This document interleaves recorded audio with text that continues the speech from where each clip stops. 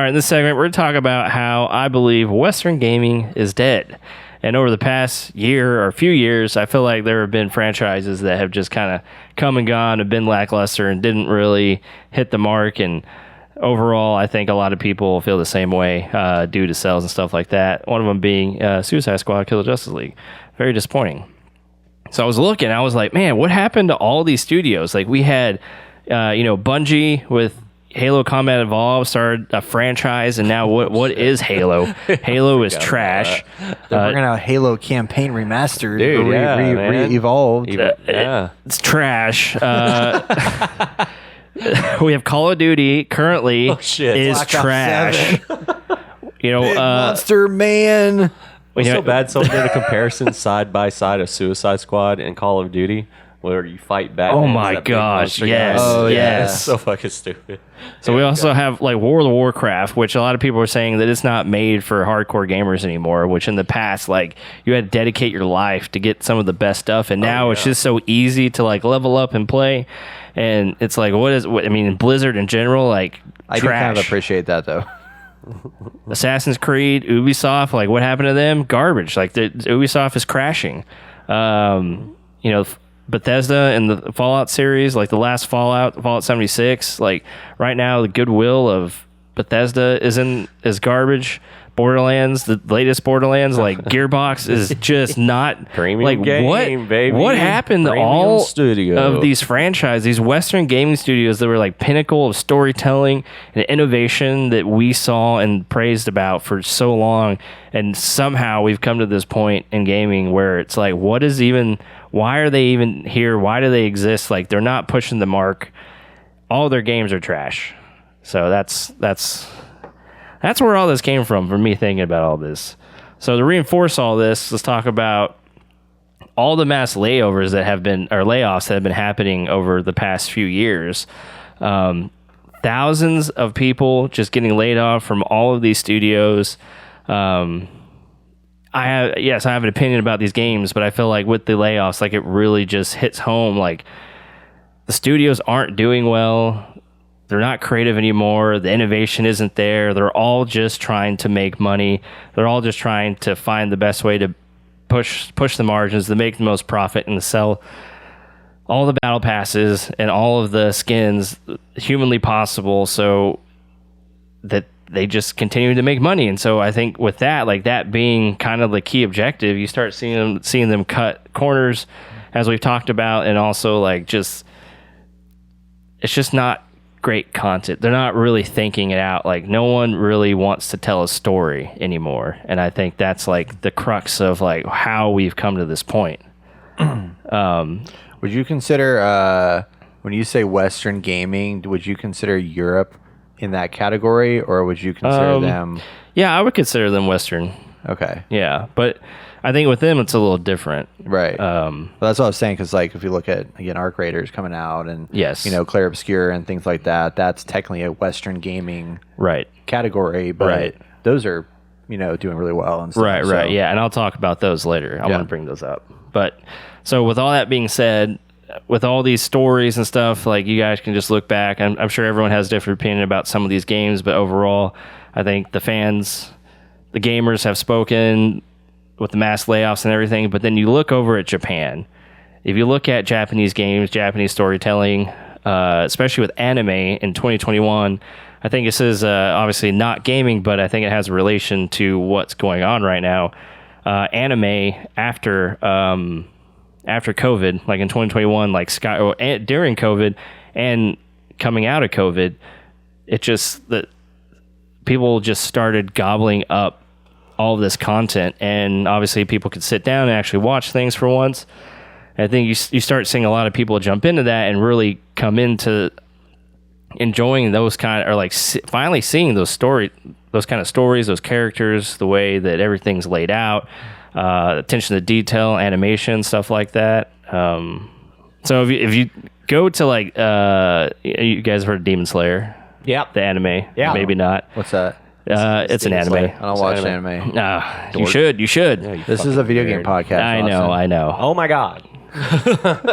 So the movie just came out recently, a few months ago, and it ended up making $70 million on its opening weekend.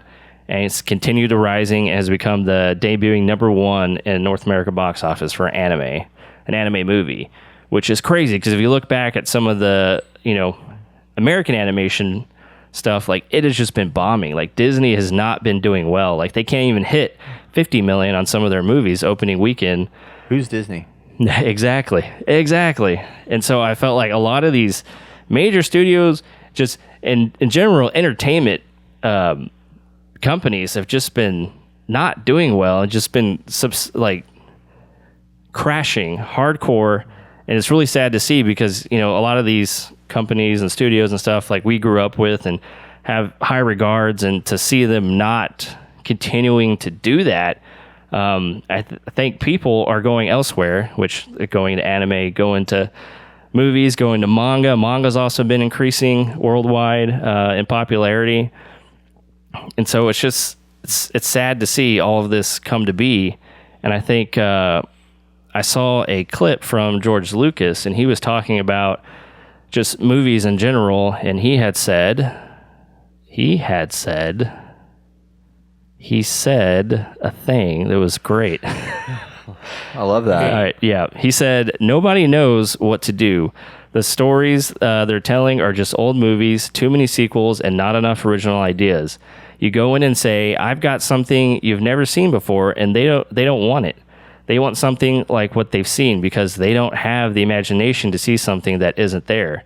And I was like, yeah, that is the key thing. Is like all these companies just want something that's going to make them money, obviously, and they have just... Well, it's not that they want something that's going to make them money. They want something that's safe, that will give them a guarantee of money. Yes, so it's like, either way they want money, but they'd rather go the safe option because that's going to...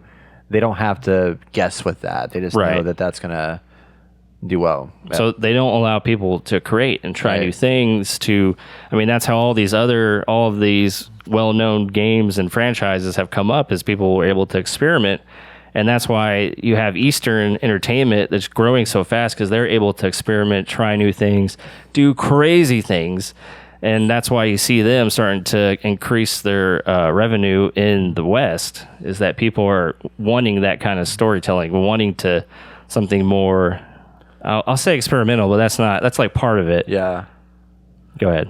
Huh? Were you going to say something? Well, one thing I'm curious about as you're talking through this is like, I wonder if there's like a difference in philosophy and how like teams are developed and stuff in these areas, because like I feel like Marvel Rivals, for example, has been able to produce content really, really quickly and rapidly. I mean, they've moved to this every season, every 2 months kind of cycle now, where it's like you get a new character, a new whatever every month and stuff. And like, I feel like we have a harder time seeing that with like Western, like live service based games.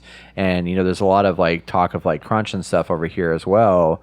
And I'm sure there's crunch over there too, but I'm curious if there's like a philosophy difference in like how the companies are operating and ran that allows them to produce more content quicker and more rapidly to get it out there in the world than like what structure, like maybe we have too much structure here that hurts and hinders our development over here, that has caused some of those issues.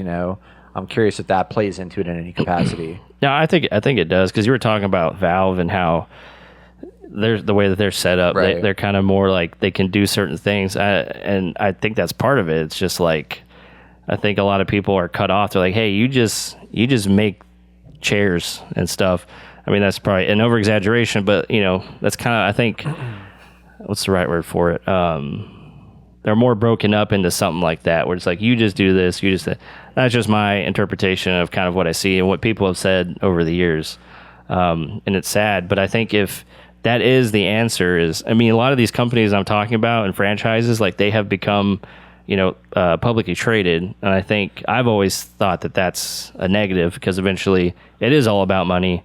And it's all about how those CEOs and stuff run the company, but they just, I think they take a backseat and just like, hey, you guys just make us money or whatever. I don't know how that all goes down, but when you have Valve, or Embark, which is a new studio, is doing amazing. Like they're able to kind of create and take more control of like, it's okay if we lose a little bit of money here and there from how I feel like that might be going down, that they can actually create and make mistakes and do what they need to do to make the best product possible. And obviously, yes, everybody wants to make money, but I think there's like, let's make something good, you know? Let's make something good first, and the money will follow. And I think that is kind of what is definitely lost in the West. Why do you think that is? I mean, I just think it comes down to the spreadsheets. Like every quarter, every year, it's got to be going up. So you gotta figure out how to make those look good to the people at the top, the shareholders and stuff, or the board. I mean, like the East would have the same situation. So, like, why do you think it's different there versus here? Like, what do you think is the driving force behind that happening? Because, like, both everybody has to deliver spreadsheets and numbers and growth and stuff like that. True. So they're all in the same environment. So, what do you think it is that separates the West from the East, and in this moment right now? Like, why is the East taking risks, and why is the West not doing that anymore? I think it's just a culture difference. Yeah. So I think so. I think it's the worth ethics of things and the culture difference. Yeah. And to me, unfortunately, I think we are a little bit softer on people with things. And I think these Eastern cultures are more pride in their work, because that's what, yes, it gets them paid, but there has to be, I think they're more prideful of what they're putting out there. Yeah. In my own opinion. I was going to actually say that too. Oh, okay, cool. Yeah. Boom. Same boat. Same page. Now, when I say Eastern, like, I know it's not all sunshine and rainbows over there. Like in Japan, they can work their people to death where they want to commit suicide and stuff like that. Or I think suicide rates in like Japan for working people are actually pretty high. But being in that culture for the short time, you see how much they care about everything. If they get a job, like this is their job, and they're going to work every single day until they die to get better. Like it's all about pride. They're very prideful. They want to be the best. And here we don't. We want to be the best, but I think we'd rather have like a cushier life and have all these extra bells and whistles, which is great. Like I'm not. Yeah, I mean, American culture is amazing, and the things that we get here are awesome too. But I think there's no balance, and that's just my opinion. I don't know the ins and outs of everything, but from what I can see, it's definitely a cultural thing. Like, and I'm not saying like people on the Western side are not have pride in their work. I'm just saying that some of them kind of just, hey, I'm here. Yeah, give me a paycheck. And I think it's less of. I mean, I don't want to dismiss like the people that are the lack of a better term, the grunts that are like doing the work and doing the thing, because they're all like really passionate about this. But I think structurally the setup of like we have people that are in power. I mean, like going back to Embark and Patrick Sutherland, he said he didn't want to get stuck making Battlefield over and over again. He loved Battlefield. He loves that franchise, but he's like, I don't want to make another Battlefield. And he had teams of his people that were like, we don't want to be stuck doing a Call of Duty every year like Call of Duty people are doing. That's not fun. That can make money. That's safe, whatever. So they were like, let's start a new company. Kojima, similar thing. He went off and started his own business and ran his own thing, because Konami, you could say, is a West kind of real, is the most closely associated to like a Western business. If you think about it, because they haven't done anything good in a while. They're not putting out bangers or anything like that, because they're focused on like making $1 and using safe options rather than like let's take risks and do something different. But I think like Marvel Rivals, for example, is interesting to see. Like when Overwatch first came out, they did such a good job capturing the passion, the love of the development team. They had that guy, what was his name? Jeff Kaplan. Yep, who was the figurehead of like Overwatch. His personality and his like you could tell that he was passionate about this game and making it magical. And when he left, that just like killed the whole entire franchise, right? And like Overwatch went down.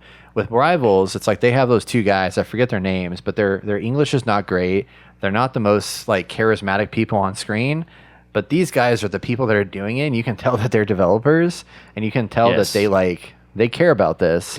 And like that's good to see, and I want to see more of that, and like I see it a lot in the indie game space where like you you see these like cool, passionate developers that it's that care and that love, that the intention that they put into it. Like, I don't want to see Phil Spencer up here telling me about stuff. He's a spreadsheet guy. I want to see the people that are making the magic happen. Yes. Talking about the game and sharing in that, because like, I mean, Repo, for example, as in any game, you know, losing that as an example, they have a dude that they have on their team. The team of Repo is like 10 people or whatever. They're not a big team. They put out these videos once every 2 or 3 weeks. That's just silly, fun. Here's an update that we're doing. Here's like our you know, we have a new monster update coming out, and then he's sitting there talking to his little Repo guys, and they're like beating him up or something like that. And it's like super silly and dumb, but like it builds character, and it builds that brand, and it builds that hype and awareness, and it makes you love them more because of that. You know, Helldivers, when they first came out, they were coming out with they had what's his name, who was the CEO, who eventually dropped down to a creative director, but like he was up there, and you could tell that this dude is the guy that made the game, and he loves this game. Yeah. And that came through in the game itself. Like, we don't want suits up here talking about these games. We want the people that like are actually like, they know what players want. They want to deliver that. And I think the East is doing more of that with these developer documentaries, and like they're seeing what we were doing at one point and taking that, and we're not doing it as much because we're having more private about things, because so many people have shot themselves in the foot releasing shitty games that are unfinished, and now we're having to like backtrack. And like I feel like the West just basically like kind of screwed themselves, and like not like trying to rush too much, and not doing what Grand Theft Auto is doing right now of like, hey, this game's not ready, we're not releasing this thing. Yeah. We gotta wait, you know? So like I think it was just we're having to now like do a kind of what do you call it? A reset, or like a revert a little bit to kind of get back to like what we used to be, which was forward thinking, innovative ideas, whatever. But we really got to clean the trash out, I think, at the top is what really needs to happen, because there's just a lot of people up there who are still, they come from a business background, they don't come from a gaming background, they don't understand gaming, they don't understand what people are looking for, and they're suits, and that's not what we need. Yep. We don't need suits. We need the cool creative people in the world that want to make sure games are different and innovative and pushing things forward. I mean, yeah, I think we're starting to see that now with, you know, Marvel Rivals is still doing pretty good, even though I've heard that, you know, they've started losing players and stuff. And obviously Arc Raiders right now is doing amazing. Battlefield's back, baby. Like, all this stuff is starting to change, and these are the studios, and even the indie devs, you know, like them creating, you know, I don't like this term, but the friend slop games, like, it's something so simple yet so innovative and amazing, and people are taking that kind of that genre now and like really running with it and trying new different things, and just adding and changing a few things here and there, and it's just, you know, it's getting such momentum. And now people are starting to reject all these, you know, like freaking Black Ops 6, like this complete seven garbage. All of them. 6, 7, all of them. Well, 6 we liked. 6 was fun. Good. 6 was Yeah, solid. we played a lot of 6. Yeah. I can't remember now. Yeah, we were like, 6 is back. This is like, this is real. This yeah. 6 is back. The storyline was great. The gameplay was fun. You know, I almost prestiged that game. It was crazy. Dang, okay. Well, one thing about you talked about Grand Theft Auto. Apparently, they took Take-Two stock took a big hit when they announced that they're pushing it back. Yeah, there's people protesting out front. And I'm like, I understand. I'm just like, because they're a publicly traded company, like this kind of stuff happens. It's like games aren't meant to have to, you know, be like, the spreadsheet shouldn't be the guiding paper or whatever to make a game. Like, we all want to make money, yeah, but like, things have to change, things have to happen, things need to get pushed back. Like, everyone knows Grand Theft Auto 6 is coming out. And, you know, I don't know if this is really, you know, Take-Two stock taking a hit is going to really do anything to destroy the company or the game in general in the future. But, I mean, I feel like we shouldn't have to worry about this stuff. Yeah. Like, that's what's so silly about the stocks generally. It's like anytime any like slightly negative news comes out, the stocks are going to tank. Yeah. And it's like people are like, they get scared and they don't want to lose their money, so they pull out, and they shouldn't be pulling out because that's like that's honestly bad investment advice. You don't want to pull out when things are like rough. I mean, sometimes you want to because you don't want to tank to nothing, but like it's not always the best option to pull your money out as soon as you see the first sign of disaster or whatever. Right. You know, it's like it should have. I mean, that's fear. You know, at the end of the day, and it's like you shouldn't let fear dictate your decisions. Yeah. So yeah, it's definitely unfortunate that happened, but if you look at the timeline of Red Dead 2, it was the exact same thing. Yep. They delayed it just like this. It was supposed to come out in like March or April, whatever. They delayed it 3 months. Got Fucking awesome game. basically right? game of the year. Yeah. It'll be fine. It's Yeah. gonna be great. So I have full faith in them. So, but yeah, it's stupid that impacted it for sure. Yeah, it's so stupid. I was like, this game is going to do just fine. Don't freak out, you idiots. Anyway, I know a lot of this was like very negative looking back at all these awesome franchises that just like, they are just not the same now and not even worth looking into or playing anymore. But I think, yeah, everything's changing. People are seeing it finally. People aren't taking this crap anymore. Like just actual slop garbage that, costs $10 to make with AI. That's just hyperbolic. And then asking us to pay $80 plus a battle pass plus cosmetics. Like, I think better practices are being shown and people are starting to follow that. And we're going to get there. We're going to get back. I mean, Battlefield's back, baby. So gaming's coming back too. It's just going to take a little time. And gaming, I don't think has gone anywhere. It's just that we've had, some places have come out and like, I mean, this year has been a banger year for video games. Like there's been so many good games that have come out, but a lot of it from the indie space, Yeah. I mean, that's just, if you look at the lineup, like if I had a list of every game that I think deserves to be in my top 10, would be like 25 games right now. And I've had to cull that down. That's more than 10. I know. Oh, I know. That's what I'm saying. That's what's so hard. It's like I've had to cut. Those numbers are hard. And it's not even the end of the year, but I've had to cut so many games out. It's crazy. I want to see your list when the time comes because I was like, I don't even know if I have 5 games, honestly. You said that last year. We all say that every fucking year. Yeah. But then somehow I don't say that. we magically have a lot more games than we realize. Yeah. Well, you gotta look back too. It's like at the beginning of the year we had. Blueprints came out this year. Schedule 1 came out this year. Repo came out this year. Those are not games in my top anything. Yeah, well, They're cool. They're great. They're great. I'm not knocking that. well, yeah. Peak. Huh? Peak came out this year. That actually might be in my top. I'm thinking like that over Expedition Repo, 33. bro. Repo's so good, bro. Repo's good. So good. I think Peak just had. Anyway, it's not about that. Anyway, there it is. Although the past 10-ish years have been bleak, I think the future is actually bright, and we're going to get back to just gaming, like just pure gaming. Not have to worry about lining people's pockets as much, but still going to be there. What Western gaming company do you have hope with that will? I mean, EA obviously is bringing out a good one right now, but I'm also worried that EA might be like I'm positive in that they have the right people in the right places there because like they brought in some good outsider. I mean, they brought in Vince Zampella, who created Call of Duty, created Titanfall, he's led banger after banger, in his history. So him being at the helm of like the shooter division of EA, I think is huge. They brought in Andy McNamara to work at EA as community manager, who was a Game Informer, which he's like a gamer, and he understands that. So it's like that's cool to have somebody like him in that role, helping to support that game and those franchises. But like beyond them, like what are some other Western companies that you're like think have the possibility to bring out some games that will turn this around in the future? Who does The Witcher? Who is that? That's a Polish CD Projekt Red. CD Projekt. Yeah, I consider them. My people. Not sure about them right now. I'm Polish. Not sure about them. Not sure about him either. Who? You. Well, Yeah. they're coming out with that new Witcher game. Yeah, I'm not sure about that. Not sure Yeah, about he's not that. excited about that. It's got a woman. Just kidding.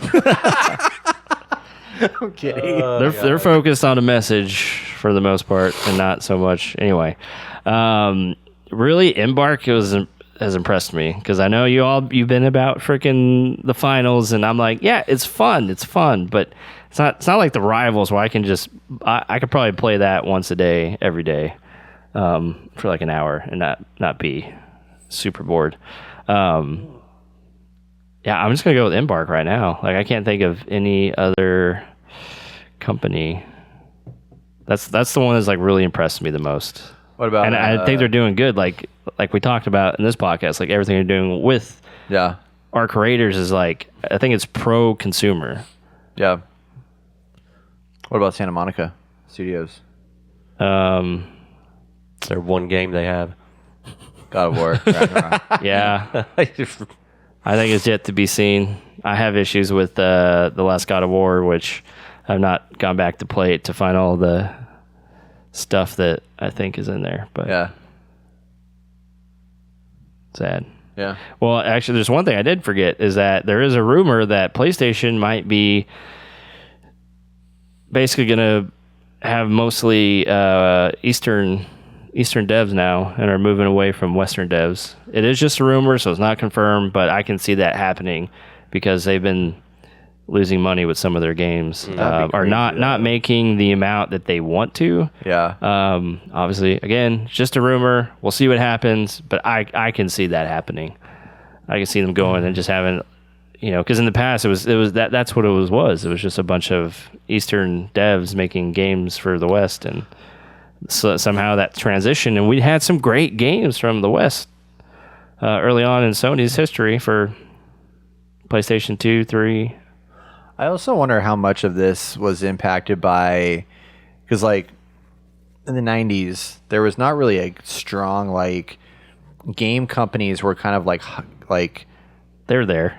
hobbled together like with rubber band duct tape and stuff like that. Yes. It's a bunch of dudes that were like, hey, we want to make cool games. Let's just figure this thing out. And then when we hit this recent, like let's say the last 10 years, we've started to like, there's a need, because I mean, I feel like every company has a need to like build a corporate structure into their system and stuff like that. So you started bringing on HR, you started bringing on, like they had there was the era of like the DEI stuff, which I think is valid and relevant and necessary to have like diversity and diverse voices and stuff in gaming and stuff like that. But there was a lot of those shifts in like building this company culture that didn't previously exist, or building this company structure that didn't exist, that I think in the process of like rebuilding these companies and creating this more corporate structure caused them to be like, okay, well, let's put this like creativity on hold for a little bit while we build this thing out. Meanwhile, the East was like, oh, we're just pumping. What West has been doing, cool. That's kind of cool. We should copy that and like start doing that.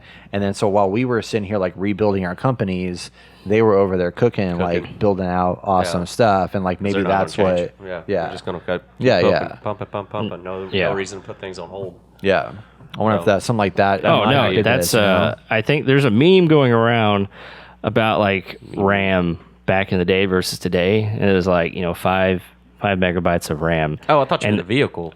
No. RAM inside of a computer. RAM inside of a computer. Random access memory. Yeah. So there were like 5 gigabytes of RAM, and it's just like, I don't know. It was like a picture of someone like back in the day, and it's just like, oh yeah. And it's just like comparison to now, it's like 500 gigabytes of RAM, and it's just like absolute garbage is like the photo underneath it. Because back in the day, you had like some of the, I forgot what it was, but like some of the, it was in Silent Hill 1 or 2, and because they didn't have enough RAM, or the PlayStation didn't have enough RAM, they had to put fog and to surround the area. So when you're walking, you can only see so far from you. And they said they did that because they couldn't render everything. Yeah. So with that became one of like the most iconic things from Silent Hill to ever be created. And nowadays it's just like, oh, like you can see everything. It's like there's no. Like, even though that was an issue, it ended up being like a great feature. It was a creative decision to overcome a technical limitation that ended up being a feature. Yes. Yeah. And so we don't have that anymore, right, to some degree, probably to a large degree. On another note, I heard that people are complaining, or people from like our age are like, everything, when you watch a movie, everything's like made in like HDR and stuff like that like everything could be seen. And in the past, when you had to use actual film, there's like this very contrasty look that you would get, like even like not even post credit, but like pre editing and stuff, and it lended to I don't know if you guys have heard of Baroque art. Yeah. It's very contrasty, and so you could where you placed your shadows and your lights like really helped you form the story of that photo. And it's the same with film. It just has this very like distinct look. Some people have argued that it's actually better. I would agree. And so I feel like because we see everything, like there's nothing, I don't know, like the imagination's gone, in my opinion, is the best way I can say it. Just stuff like that, where we have all these great things now, we just can't seem to make something great. Well, I think it goes back to a little bit about what I was talking about earlier, where it's like, I think it's all about, like, I just finished reading a book called Start With Why. That's all about how there's a lot of companies over the years that have lost their sense of why. You know, they understand the how, they know the what. But if you look at like Apple Computer, for example, they always knew their why. They were, you know, kind of trying to, they never wanted to like be the Microsoft that took over the entire market. They were the ones that were trying to change the status quo and like change, innovate and change things and like disrupt. They've lost that since Steve Jobs has passed. Like Apple is not what they used to be. Yep. And that has gone away. And it's because he was that guiding force that was like giving them their why and like, why can't we do this better? Why can't we innovate this? Why can't we change this? You know? And it's like, I think we just talked about Steam. It's a great example. It's like, why can't we have a simple, basic ass PC or console that is also a PC? You know, like that's the why. And it's like now it exists. And I feel like so many companies that we see here have lost that why. And going back to Embark, how much why I love them so much is that I just talked about Arc Raiders can very much make that whole entire thing completely destructible, but they didn't. Why? Because that would have been a waste of time. Yes. Because this game is not about destruction. This game is about exploration and looting and finding things. So they focus in on what matters. Whereas like Horizon Forbidden West, as much as I liked that game, it was an incredibly beautiful world, but there was a lot of stuff that just didn't need to be in that game. Yeah. A lot of fluff and a lot of junk. A lot of these games are starting to do that, where it's like they spend so much time on building like just bullshit that doesn't need to be there. And it's like that's where they're forgetting like why are they doing this and like what is the purpose of this game? You know, it's like it's just that's I think the big difference in a lot of this. And Marvel Rivals, like they understood they were like, what are we doing? We're making an Overwatch, but with Marvel characters. And we're gonna do it better, you know. And we're gonna have a PvE. Yeah, PvE they're mode. leaning into that more, which is cool. Which I like, Which is just like it's just be there for I don't know. It's almost gone, but it's there for like maybe another month or something. Well, they said that they're in the last developer talk, because I watch all their developer things as they come out, and they said that they're not done with PvE. Like they learned a lot from this. They're going to expand and they're going to keep doing PvE experiences. That's awesome. Which I'm really excited about. And they have a whole team dedicated to that, which is nice. That's awesome. Yeah, we just need more of this, and I mean it's happening. The game's changing again, back for the better. So it's only a matter of time before there's just gonna be gold hit after hit after hit. We're gonna go back to the times where it's like I don't have enough money to play all these games Or time. Yeah, time is very valuable. I still don't have all the money to play all these games. Or the time. My wish list on the time, especially. Yeah. Freaking Death Stranding 2 I want to play, but God, it's so long. So good. I know. How many hours did you put in that? I can't remember. Too long. Too much. I'm only 33% done, I think.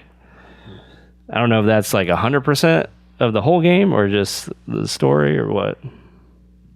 I'm trying. I got to the part where you're doing the monorail, repairing the tracks and stuff. Cool. Yeah, it's nice. That's very useful. Yes. I recommend doing all those. 100%. Yeah. Anyway, that's neither here or there. What do you guys think? What do you think of my take? Is Western gaming dead? Is it finally returning? Or am I wrong about everything? Yes. I'm just kidding. Cool. Leave your comments below.